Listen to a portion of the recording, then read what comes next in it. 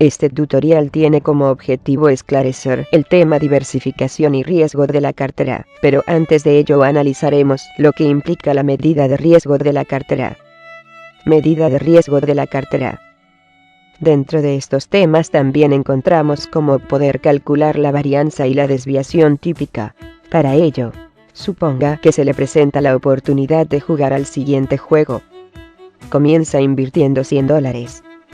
Luego se lanzan 2 monedas al aire. Por cada cara que saque, consigue la inversión inicial más un 20%, y por cada cruz que saque recupera la inversión inicial menos el 10%. Está claro que son 4 los resultados igualmente posibles. Posibilidad 1, cara más cara gana, 20 más 20, es igual a un 40%. Posibilidad 2, cara más cruz gana, 20 menos 10, es igual a un 10%. Posibilidad 3, cruz más cara gana, menos 10 más 20, es igual a un 10%. Posibilidad 4, cruz más cruz gana, menos 10 menos 10, es igual a menos 20%. Hay una posibilidad entre 4, o un 0.25 de obtener un 40%, 2 entre 4, o un 0.5 de obtener un 10%, y 1 entre 4, o un 0.25 de perder un 20%. La rentabilidad esperada del juego es, por tanto, la media ponderada de los resultados posibles. Rentabilidad esperada es igual a la media ponderada de los resultados posibles. Igual a, 0.25, por 40, más 0.5, más 10, más 0.25, por menos 20, igual a, más 10%. Si usted juega un gran número de veces, su rentabilidad media sería un 10%. Diversificación y riesgo de la cartera. La diversificación se produce porque los precios de las diferentes acciones no evolucionan de idéntico modo. Los estadísticos hacen referencia a lo mismo cuando indican que los cambios en el precio de las acciones están imperfectamente correlacionados. Por ejemplo, en la figura, el primer gráfico se refiere a Dell Computer. Hemos escogido Dell porque sus acciones han sido inusualmente volátiles. El gráfico del medio muestra las rentabilidades de la acción de Reebok, que también ha tenido sus altos y bajos. Pero hubo momentos en los que una caída en el valor de una de las acciones quedó compensada por una subida en el precio de la otra.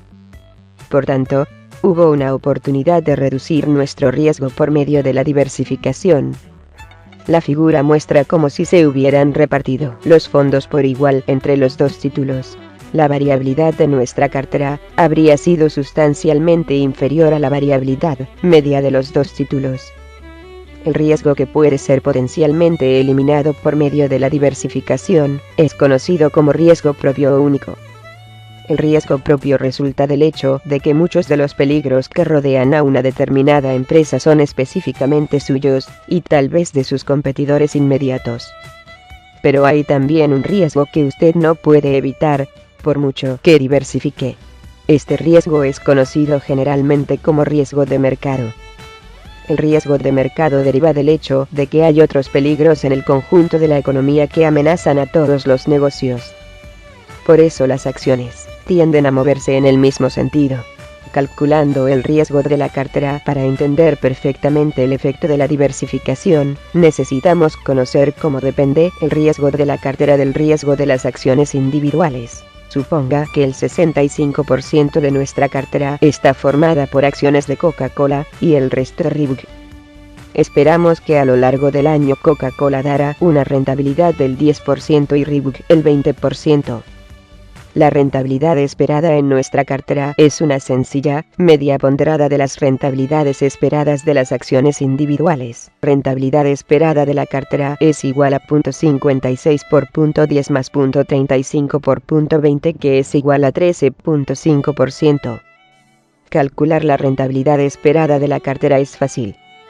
La parte más difícil es calcular el riesgo de nuestra cartera.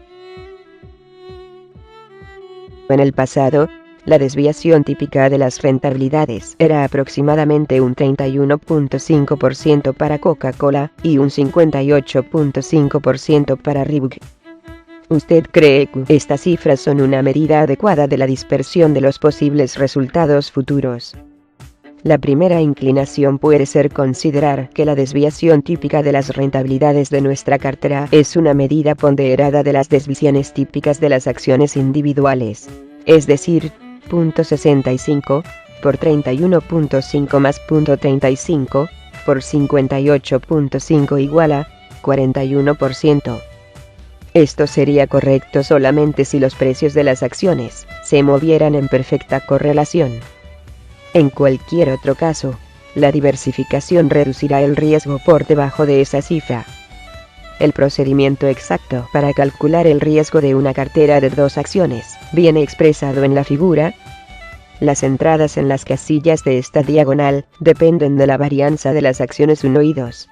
Las entradas en las otras 2 casillas dependen de su covarianza. Como podemos adivinar, la covarianza es una medida del grado por el Gauss de 2 acciones. La covarianza puede ser expresada como el producto del coeficiente de correlación, P, y las 2 desvariaciones típicas. Covarianza entre acciones 1 y 2, igual O1 al cuadrado, igual P2E, por O1, por O2. La mayor parte de las acciones tienden a moverse juntas. En este caso, el coeficiente de correlación P2E es positivo, y, por consiguiente, la covarianza O2 es también positiva. Si las perspectivas de las acciones fueran totalmente independientes, el coeficiente de acorrelación y la covarianza podrían ser 0.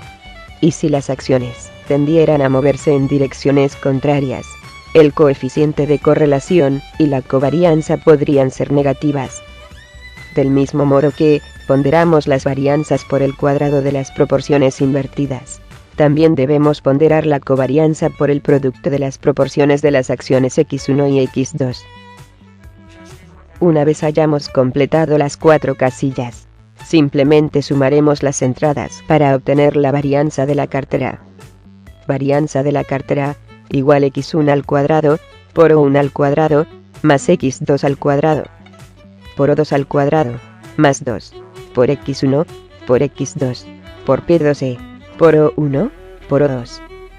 La desviación típica de la cartera es, por supuesto, la raíz cuadrada de varianza.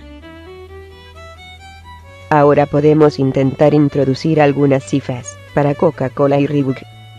Anteriormente dijimos que, si las 2 acciones estaban perfectamente correlacionadas, la desviación típica de la cartera sería el 35% del camino entre las desviaciones típicas de las 2 acciones. Lo comprobaremos rellenando las casillas con P2E igual más 1. La varianza de la cartera es la suma de las entradas.